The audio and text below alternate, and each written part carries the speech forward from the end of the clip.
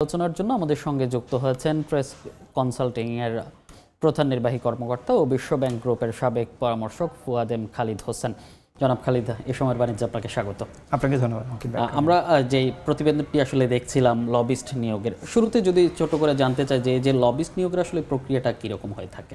আসলে লবিস্ট নিয়োগের প্রক্রিয়াটার জন্য বাংলাদেশ সরকারকে ইউএসের ওখানে ফরেন এজেন্ট অ্যাক্ট আর লবিং ডিসক্লোজার অ্যাক্ট এরকম কিছু অ্যাক্টের আওতায় রেজিস্টার্ড যে কোনো ফার্মের সাথে বাংলাদেশ চুক্তি করে তাদেরকে অনবোর্ড করতে পারে। কিন্তু আসলে ইস্যুটা হলো গিয়ে বাংলাদেশের যে এখনকার যে কনটেক্সটটা, এখনকার যে আমরা পরিস্থিতি দাঁড়িয়ে আছি, ইউএসের টেরিফ, আমাদের হচ্ছে এলডিসি গ্রাজুয়েশন ইমিনেন্ট, তো সেই প্রেক্ষাপটে লবিস্ট নিয়োগের প্রক্রিয়াটা এটা খুব জটিল কিছু না। বাংলাদেশ সরকার একটা ফার্মকে আইডেন্টিফাই করে, তাদের স্কোপ অফ ওয়ার্কগুলো ডিফাইন করে, কি পারফরমেন্স ইন্ডিকেটর, ডিউরেশন বা ন্যারেটিভ কী হবে এগুলো ঠিক করে তারা সহজেই করতে পারে। সেক্ষেত্রে এটা আসলে কতটুকু লাভজনক? This is a good question. আমি সেই জায়গাটাতে আসি। বিষয়টা হলো আমরা আমি যদি বলি একটা মানে কাইন্ড অফ স্ট্রেঞ্জ প্যারাডক্স মনে হচ্ছে আমার কাছে। বিষয়টা হলো যে আমরা লবিস্ট কী করবে? লবিস্ট ইউএসএ যারা policy maker, congressman, think tank বা হচ্ছে রেগুলেটর কোনো কোনো ক্ষেত্রে, অথবা হচ্ছে বিজনেস অ্যাসোসিয়েশন, তাদের সামনে গিয়ে ব্র্যান্ডিং করে Bangladesh as a strong economy, stable, এবং হচ্ছে আমরা মানে হচ্ছে আমাদের মার্কেটটা বা আমাদের ইনভেস্টমেন্ট ক্লাইমেটটা হচ্ছে রেডি তোমাদের জন্য। এইটা একটা দিক। তাহলে এই লবিস্ট হচ্ছে এই ন্যারেটিভটা সেখানে স্থাপন করবে। And this is very very important because আপনি যদি দেখেন যখন ইউএস ট্রাম্প প্রথমেই হচ্ছে শুল্কটা আরোপ করে, তখন প্রবলি ওয়ান অফ দ্য মানে কান্ট্রি যে হচ্ছে সবার আগে ট্রাম্পের সাথে কমিউনিকেট করছিল ভিয়েতনাম। তো লবিস্টের মাধ্যমে early access, early warning, engagement সহ সবগুলো বিষয়ে অনেক বেশি ফেসিলিট করতে পারে। কিন্তু বিষয় হলো যে লবিস্ট যখন মূল কাজটা করবে, যখন সে বাংলাদেশকে ব্র্যান্ডিংটা করবে, তখন হচ্ছে বাংলাদেশকে সে কীভাবে ব্র্যান্ড করবে পজিটিভ ওয়েতে। তো আমি যদি দুইটা বিষয় বলি আপনাকে, একটা বিষয় হলো যে ইউএসটিআরের যে এই বছর শুরুতে একটা রিপোর্ট দিয়েছে ফরেন মানে ট্রেড ব্যারিয়ার এরকম একটা রিপোর্টার কি নাম, তো এইটা হচ্ছে কাইন্ড অফ হচ্ছে official reference document for US, আপনি ব্রোকারেজ বলেন, কংগ্রেসম্যান বলেন, or anyone who has interest in doing business with Bangladesh.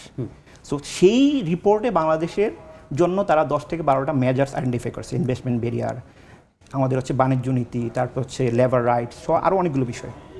তো এখন আমার লবিস্ট গিয়ে বললো যে আমরা খুব ভালো করছি ইত্যাদি। তখন ইউএসএর সেই বিজনেসম্যান বলি আর হচ্ছে আপনার কংগ্রেসম্যান বলি, তারা হচ্ছে ওই জিনিসটা চেক করবে মিল আছে কিনা। তাহলে যদি দেখে আসলে আমরা কিন্তু আমাদের লবিস্ট ফার্ম যেটা বলছে কিন্তু আমাদের অ্যাকচুয়াল প্রোগ্রেসটা নাই, সেভাবে করতে পারি নাই, তাহলে কিন্তু এটা আমার জন্য পজিটিভ খুব একটা অর্থ হবে না। এবং মোস্ট ইম্পর্টেন্টলি যে বিষয়টা আমি প্রথমেই বলছিলাম, একটা স্ট্রেঞ্জ প্যারাডক্স, আমরা একদিকে বলছি যে আমরা খুবই স্ট্রং স্টেবল, আমাদের লবিস্ট ফার্ম বলবে, আরেকদিকে আমরা বলতেছি আমরা এলডিসিতে গ্রাজুয়েশনের জন্য আমরা এখন রেডি না। তাহলে জিনিসটা একটা প্যারাডক্স হয়ে গেল না? কারণ আমরা যদি বলি যে আমরা এলডিসিতে গ্রাজুয়েশনের জন্য রেডি না, তার মানে হচ্ছে আমরা ইকোনমিক্যালি আমরা উইক, আমরা ফ্রাজাইল, আমরা এখনও মানে রেডি না। তাহলে দ্য মোমেন্ট বাংলাদেশ অফিসিয়ালি বলবে যে আমরা এলডিসি থেকে গ্রাজুয়েশন এখন হতে চাই না, তখনই হচ্ছে আমাদের ওরা বলবে, আমাদের যারা ফরেন ইনভেস্টর বা বন্ধু বা তারা মনে করবে যে আসলে বাংলাদেশ মানে is not in a good stage as we thought. তো সেই ক্ষেত্রে এই বিষয়টা আমার জন্য আসলে একটা বড় ধরনের ইস্যু, সমস্যা আমি মনে করি যে আমাদের লবিস্ট নিয়োগ দেওয়ার ক্ষেত্রে আমাদেরকে আইডেন্টিফাই করা, আমাদের ন্যারেটিভ কী হবে, আমাদের ব্র্যান্ডিং কী হবে, এবং আমাদের ওভারঅল কান্ট্রির পজিশনটা কী হবে, মানে কিসের জন্য ইউএসের কোম্পানিগুলো বাংলাদেশে আসবে। তো এগুলো বিষয়গুলো খুব গুরুত্বপূর্ণ। আমি আপনাকে আরেকটা বিষয় বলতে চাই, সেটা হচ্ছে যেমন ধরেন ইউএসের মার্কেটটা হচ্ছে one of the largest market consumer. সেখানে ভিয়েতনামের এক্সপোর্ট হচ্ছে 137 বিলিয়ন, বাংলাদেশ হচ্ছে মাত্র 8 বিলিয়ন। তার মানে একটা হিউজ স্কোপ আছে। তো এই বিষয়গুলো কাজে লাগাতে হলে আমাদেরকে এই যে বিশেষ করে এলডিসি গ্রাজুয়েশনের বিষয়টা আমার কাছে মানে খুবই সেন্সিটিভ। এখন যদি এই বিষয়টা আমি একটু বলি, যেমন আপনার এখন আমাদের বিশেষজ্ঞরা বা অনেকে বলতেছেন যে এলডিসি গ্রাজুয়েশন এই মুহূর্তে আমাদের ঠিক হবে না, কিন্তু এলডিসিতে গ্রাজুয়েশন করা তো আজকে চেয়ে শুরু হয় নাই। সেটা 15 সালে প্রথম বাংলাদেশ 15 থেকে 18 সালের মধ্যে অ্যাসেসমেন্ট হয়, 18 সালে প্রথম বলা হয় বাংলাদেশ রেডি, তারপর হচ্ছে 21 সালে এটা কনফার্ম করা হয় এবং সবাই জানতো 2026 সালের নভেম্বরে আমরা গ্রাজুয়েশন করব। 3টা যে ইন্ডেক্স, হিউম্যান অ্যাসেট ইন্ডেক্স, এখানে স্কোরিংটা হচ্ছে গিয়ে 66, বাংলাদেশ হচ্ছে 76-এর মতো।